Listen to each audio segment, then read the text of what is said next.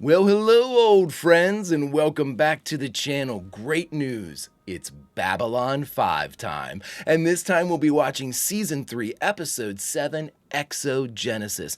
There's nothing to it but to do it. Before we get started, though, if you could do me a huge favor, hit that like button, smash that subscribe, ring that bell for notifications. Greatly helps out a small channel, and it allows me to alert you next time it's time to board Babylon 5. And of course, if there's anything that we do that you would like early or in its full-length format, the link to our Patreon is in the description. And if you're not a fan of Patreon, consider YouTube memberships. You'll get all of our episodes at least a day early. But my dear friends, all that is then and this is now, and now it's time to once again board Babylon 5 as we watch Season 3, Episode 7, Exogenesis. Prepare to engage maximum warp reaction. And away we go!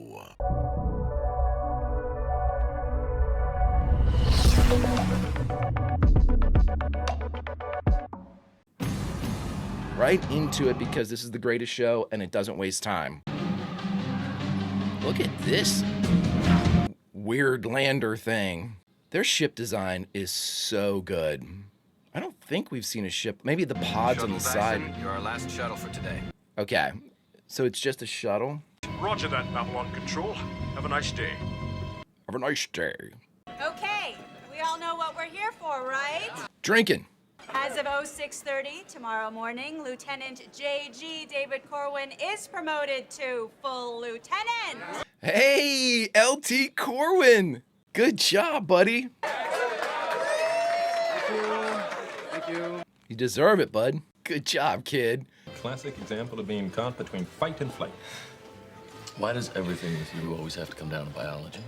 I'm a doctor? Hey, by the way, where's Marcus? I thought you were going to invite him. I just didn't think it was appropriate. Earhart's is for Earth Force personnel only. Come on, David invited a bunch of civilians. No buddies who came over for the big night. Who noticed one more? I mean, Marcus is one of us now. Is he? Well. No, she's right. We're better off with Marcus keeping a low profile right now. Well, I can understand that. You want to keep him in reserve, but she had a different reason. And getting through another day in one piece. May tomorrow be as quiet and ordinary as today. Well, there's our foreshadowing, but I will. Absolutely. Jesus, cut to. It'll be over soon. Just try and relax. Oh, right.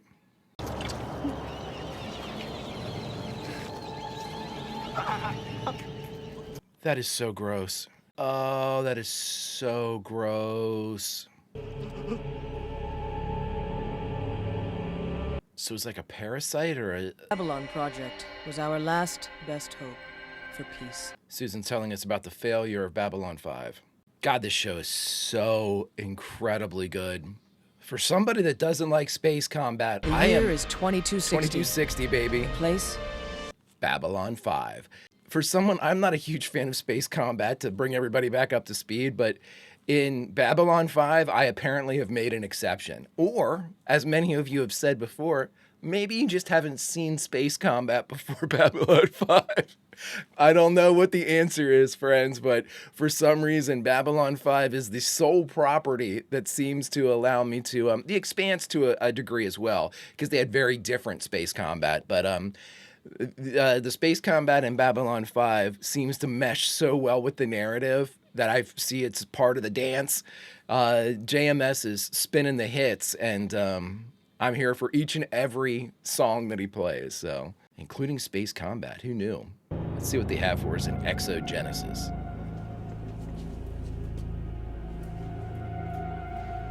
I don't understand. What went wrong? I mean, the screaming and the absorbing. Walk with me a minute. Sure. It's all yours, Lieutenant. Aye, Commander. Lieutenant. Now that Corwin's been promoted, sooner or later he's going to end up getting in our business. You mean with Earth, the President, and the 10,000 ministries? If he can help us, great. But if you don't think he's up for it, then we have to keep him out of the loop. I suggest a private meeting. Just talk to him. See what you can find out without giving anything away. Here's Marcus. I think I know that actor. The gracious Duncan, asleep by the gate. Methinks I hear a voice cry, sleep no more. Marcus does murder sleep. Well, none of it's worth buying, much less stealing. Don't know why I bothered anymore. The thrill of new encounters. This guy's Duncan, eh? I understand there's a clinic. I don't like to be poked by doctors. Well, How much for this one? The same as the piece was yesterday and the day before that. 2 credits. You're a thief. I'm starting to like Marcus quite a bit.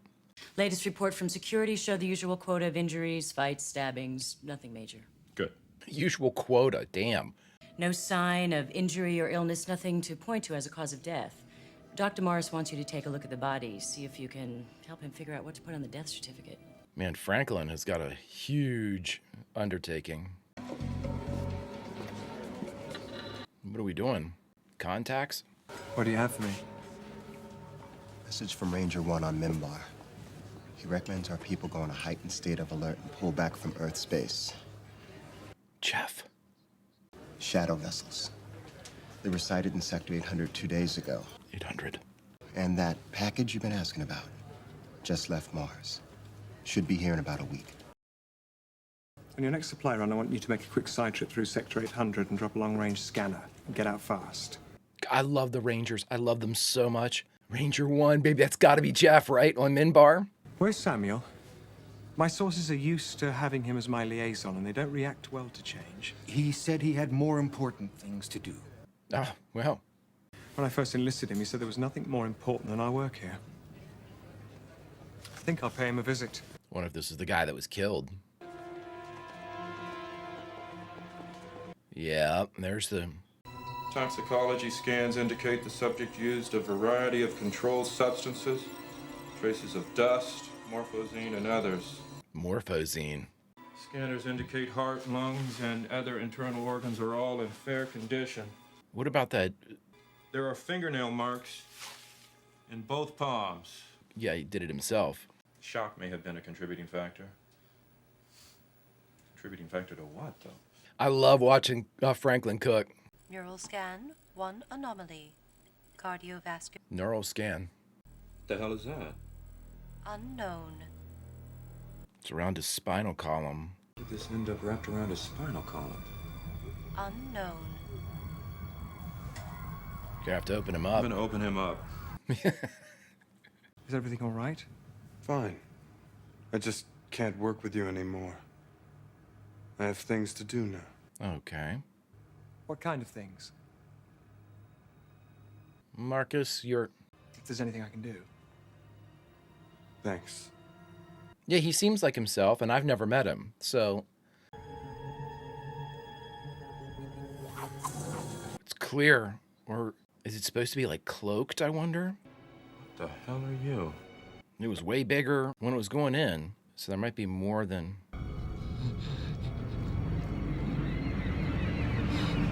No! Oh, no. I've initiated a background check to see if this is something the deceased brought with him to the station, or if he was infested here. So I wouldn't think that Duncan would have signed up for that, so this must be like forced conversion for like down below people. He said he'd see me here this morning. This is his place. Sorry, that's all I know. Don't be evil, kid. We could use you. I don't know why Susan's so hesitant to do some of these things. Like, she doesn't want anybody else in the inner circle. We could, I don't know, meet in the mess hall for breakfast? Yeah, you can't have a private conversation up there with dishes clattering and people talking. So why don't you come by my quarters later in the day? He's going to totally take this the wrong way. Okay. Fine. I'll be there. Good. Dude. Oh. Davy. The fact that an increasingly large number of people in Down Below aren't acting normally. If they were normal, they wouldn't be in Down Below. Well, thank you, Mr. Garibaldi, one of the leading minds of the 14th century. Have we no workhouses? Have we no prisons? Mr. Marley'd here like a word with you. He's the fellow in the chains. Don't you ever shut up? Not until I get what I want. Why? Do you think silent meditation would work better? All I'm asking is that you come with me and look into it. It'll take 5 minutes. 5 minutes I don't have. Mike, for God's sakes. Maybe they need to talk to a doctor, but it's not my jurisdiction. Can I quote you? Yeah, sure, whatever. So Mr. Garibaldi suggested that you come see me? Yes, he was quite firm about it. Said he's up to his ears and doesn't have 5 minutes to spare. Yeah, because Doc Franklin's got all the time in the world. Take the computer at least that long to finish the analysis. I guess I could pop out for a bit. See, there you go, Franklin. I think I have a date. She asked you out. She asked me in. Her place. Moves fast. She aggressive? You could say that. Lucky guy. You don't get out much, do you, son? Well, No. No. Not really. But what if it's not a date? I don't want to offend her. Roses never offend a woman, except by their absence. That'll be 40 credits. Jesus! Look, are you sure this is a good He's idea? an old man. He hasn't been well. He could be sick or injured. Well, in medical emergencies, I can open the door and look, but I can't just walk in, though. Fine. Oh, this is an interesting... we didn't know about this. Medical emergencies, he can bypass locks. Hey, I said you couldn't go in. Yeah, I said you couldn't go in. Marcus? You all right? I think you better come and see this. In for a penny, in for a pound, Doc.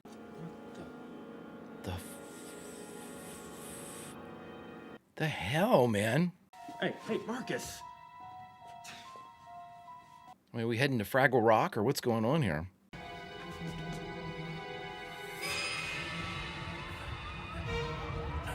Dear God. Careful, Franklin. Well, this is not good. I found another one just like it during an autopsy. Well, you guys are next. Why them? And not some of the crew? For that matter, why not you or me? Maybe they haven't had a chance to until now. Maybe they're approaching willing subjects? People with nothing to lose? That man is in pain. Well, look, you can't just leave him like that. Apparently, they can. You've got to let us help you. Can you even understand me? Damn, Franklin, you're letting them know that you figured out quite a bit. Now, you cooperate, we can try to work this out. If not, I can't guarantee the safety of you or any of your people. And I cannot guarantee yours. Thanks, Matthew. There are 3 of them with guns against 2 of us with nothing. They'll cut us down before we get halfway across the room. All we need is for one of them to leave the room. Then there'll be only one man with a gun. Where I come from, 1 man from 3 leaves 2. Where I come from is a far more interesting place. Mr. Garibaldi does know where we are, doesn't he? Not as such, no. So, no one knows that anything's wrong. That would be essentially correct, yes. Lovely. Lovely. Yeah. Susan's gonna take this real well. Where the hell did those come from? I found them. Where? There. They were just, just lying there. Oh, synthetic roses. Good ones. Oh, whoever bought these must have paid a lot for them. Yes, I imagine. 40 credits, man. Hey, Duncan. You want to let us out of here? Duncan, you're looking well. I am well. No pain, no cough. First time in years. Years. I'd feel better about the recommendation if I knew which me I was talking with. Does it matter? Yeah, very much. Who are you? Was Duncan. Yes, we know who you were. Part of me that is Vendrisi says that we will hurt you, if necessary. We cannot allow you to interfere. Interfere? What are you doing? Right, what are you doing? I've got a dead body up in Med Lab that tells me all I need to know. He was killed when one of these Vendrisi tried to merge with him. It says he was not ready for the merging. Vendrisi. His blood tainted by strange chemicals. Oh, the drugs. If you wish to save lives, this is the only way. So they picking terminally ill people? I don't think the ends always justify the means, but if no one's hurt, and if it's good for Earth, I've got no complaints. Good for Earth. But what do you do if there's a contradiction? If doing what's right for Earth and following your orders aren't the same thing? I don't think that's a decision I can make on my own. You can't just decide which orders to obey and which to ignore. Right. So if you saw someone trying to get other officers to speak out or even act against Earthdome, you'd report them? Absolutely. Why? Is there anyone you want me to keep my eye on? He's a good kid. You can't expect him. He's not gonna say, yeah, I would support insurgency. I mean... What's your opinion of Ivanova? Susan? You serious? Back when you first showed up, you were just some guy passing through. And now you're part of our little family here, and I don't think that she's adjusted just yet. It's a good read. Wasn't that funny? Oh, come on. I can't believe this. We're sitting here, guns pointed at our head. Neither of us likely to get out of here alive, and you're thinking about making a play for Ivanova, is that right? Can you think of a better time? You're nuts, you know that? Yes. I've got to be just as nuts, sitting here talking about it at a time like this. Yes. Where are you taking him? If you have to take someone, take me! Stephen! Marcus, we're gonna need whatever you've got, bud. Who is it, Duncan? The only way to save him is to take that thing out of his system. Unacceptable. No, Duncan's back there. If you do not cooperate, you will be directly responsible for his death. No, you will be. If you really want your friend to survive, you're going to need more than the good doctor. You're going to need some of his instruments. Not that I really care one way or the other, but you know how doctors are, the right tool for the right job. The Copeland J5000, very advanced. I was bringing it to him. You need to get it to him immediately. Just look into the open end.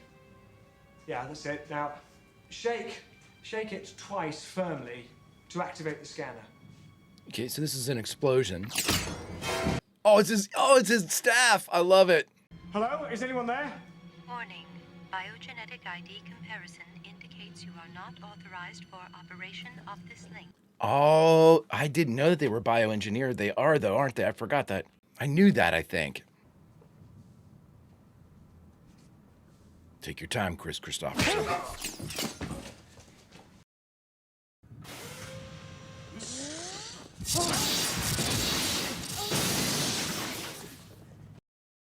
Are you okay? Yeah, I'm fine. Doctor, your patient is dying. Does this mean nothing to you? For the record, if they kill me, this was not a good idea on my part. Just another one of you I'll have to put down to get out of here. I wouldn't walk around saying that stuff. Life far better than the one he has here, Marcus. All of us here.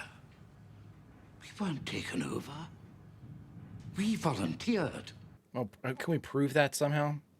It says we knew you wouldn't understand, Marcus. That's why we tried to keep this quiet. Once we have fulfilled our mission... What's your mission? It says we were created 500,000 years ago. Bred to be living records of all those we have seen and touched. We have seen double suns set on worlds so far away. You have no name for them. We remember music that was played before your kind learned to speak. Within us is the living memory of deeds and stories. Awesome. But in time, even we die. Unless we find shelter within other living beings. Why should we believe you? You're controlling these people. They say Right. whatever you want. We need examples.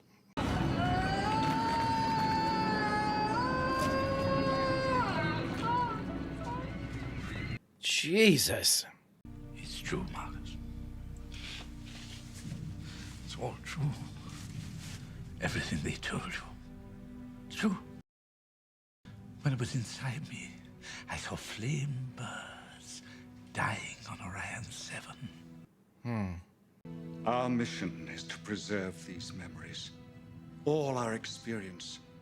Against the day when all life, all knowledge falls into a new dark age.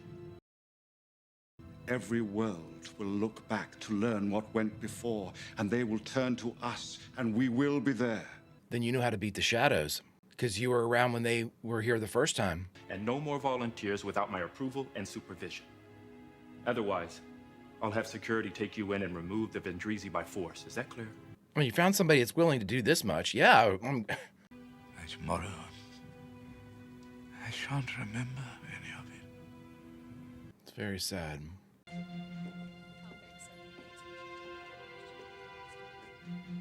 John's barely been in this.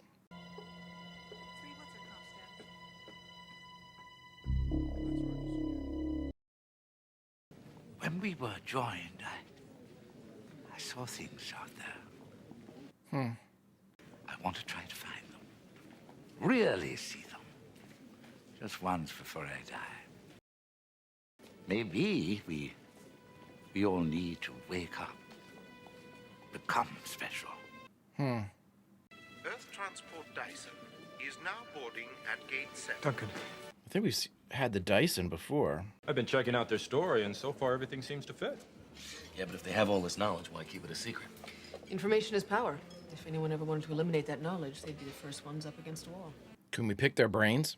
And I think that he would definitely appreciate a second chance with you, Susan. That's it. He must have sent them. Him what? Sent what? Oh my God. He's gonna be like, excuse me, what? Keep them. Thank you. I will. Well, guess it's hope for us after all. Love it. Love it. Love it. Great leave line. Great leave line. All right, everyone. We just finished watching Babylon 5, Season 3, Episode 7, Exogenesis. And the only thing left to do is talk about it. All right, everybody. We just finished Exogenesis, the 7th episode of the 3rd season of the one and only Babylon 5.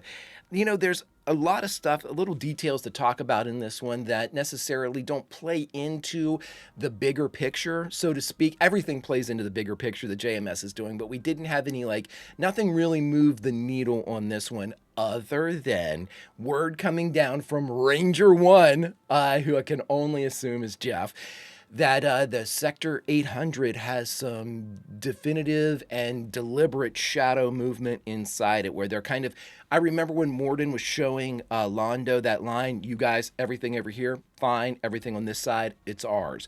It looks like they're establishing that line now, which we knew about, because of that conversation between Morden and Londo, but now we know sort of where they are in that plan. They've advanced to the point where it's now observable that they are maintaining sort of a line, like a line of demarcation in space. That's interesting because for even the slightest thing is their plan is advancing. They are absolutely making headway. They are moving in the direction they want to move. There's been no delays, so to speak. It's to remind, JMS is reminding the audience that even though we're not witnessing certain things, the world is moving outside of Babylon 5. And we don't need to be constantly reminded and updated about how far the shadows have come or the Centauri or what they're doing, because we're not there, and the rest of the world is living and breathing, and we are learning about it when the characters learn about it, and that is great because the shocks and revelations that our characters, the command crew, the Army of Light, the War Council find out about, we find out about in real time too. It brings us in. JMS is an incredibly inclusive writer. He makes sure that at any point he's a great writer, and that's why these things work. The emotions that his characters are feeling, he takes the extra steps to make sure the audience feels them as well. I think at times writers can get too swept up into that. What is the audience going to think about this character? Will anybody like this or will anybody dislike this? If you start second guessing yourself before you even present it to an audience, I think it dilutes what your ultimately what your design and your idea is for whatever scene or story or book you happen to be writing. Compromising your own imagination is what will make it a lesser kind of product because it's less of you, right? And I think that JMS, and one of the best examples I can think of off the top of my head, is someone that doesn't, to me, he holds a similar thought to that, but one that doesn't dominate the direction of his creative path. You know, he definitely wants the audience thinking about certain things or reacting to certain things.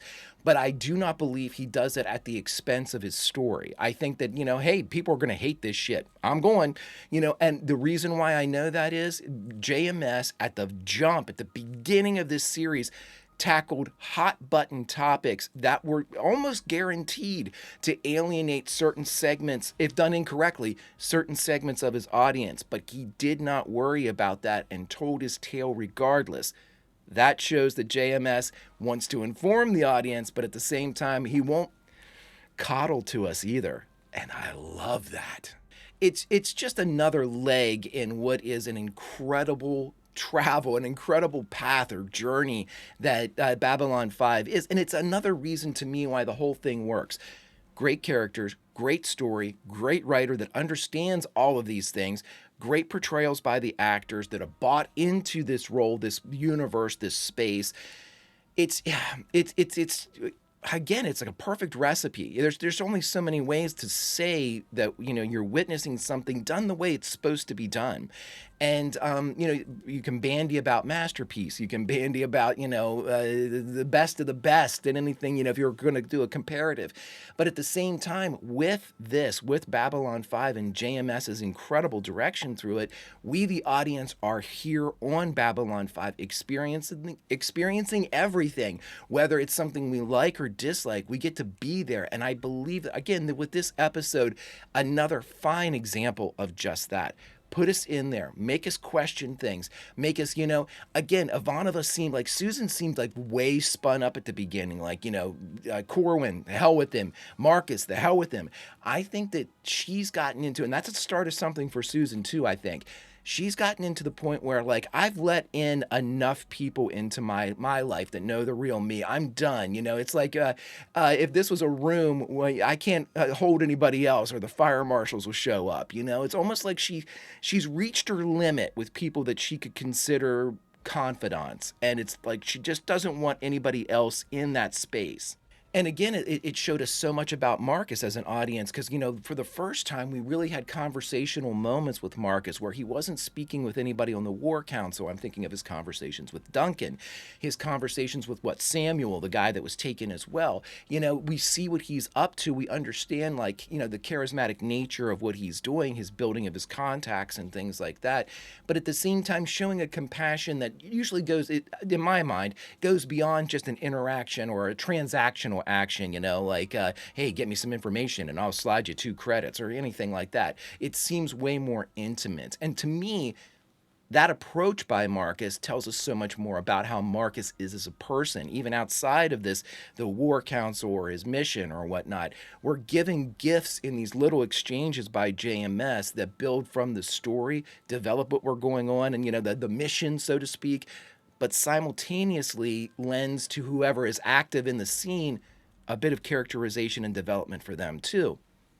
I mean, when you need the absolute best, except no substitute, JMS. But let's talk about exactly what happened here, because we had the Vendrazi, or whatever they are, Drazy, boy, just like that. Swiss cheese. But, you know, with this group that's able to, like, carry on all of these memories from times before, music from, what a great line, music before our race could even speak, you know? It's like, that's how long they've been here. You know, you have these living libraries, these living historians, you know, these witnesses, these watchers of the universe and the cosmos. They have to have some knowledge on the shadows, have to. Or they have to have knowledge that could help out what's going on. If they've taken some type of vow of, like, non-interference, it certainly doesn't seem so. That's one thing, but if they could be used and utilized as an asset, we've got to you know, absolutely kind of bring them in at the very least for contacts, for information. I look at this group with the same type of, like, caliber to help out the War Council the way that I look at the Technomages. If the War Council had been set up when the Technomages passed through Babylon 5, the approach there might have been like, hey, belay what you're doing. Can you leave 1 or 2 people behind? We could have potentially spun those guys into helping out the War Council. You know what I mean? It's like you don't want to lose this asset the way that we lost the Techno Mages. I always see the Techno Mages as a huge loss for what now is being called the Army of Light or the War Council, because I keep thinking, God, the power that they possessed, even if it was smoke and mirrors and things like that, the perceptual power that they had was incredible. And I think that their level of technomancy, or whatever we're calling it, is equal to the knowledge that this group had in this episode. That's a lot of power. The Techno Mages, with whatever their magic they have, the technology that appears to be magic, and the pure knowledge of history, fact, and observation that this group has.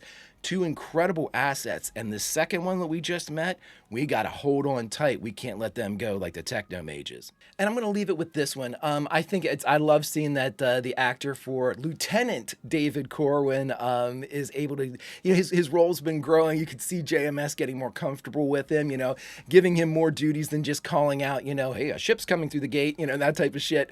Now he's actually involved. He's been promoted. He becomes and again, I love the idea that JMS is giving himself a problem.